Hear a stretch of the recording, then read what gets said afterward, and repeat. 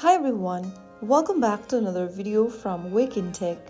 Today in this episode, we will be learning how to change language setting on X application using your mobile device.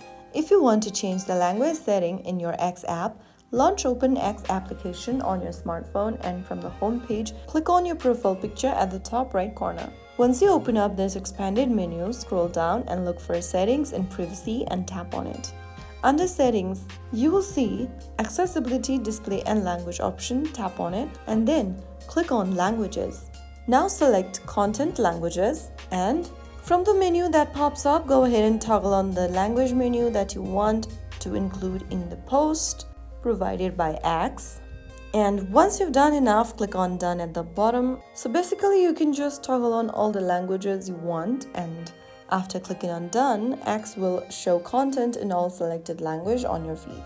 So that's how you can easily change language setting on X application.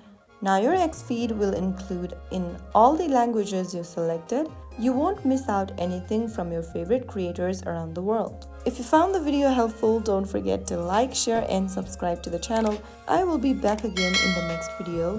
Thank you for watching.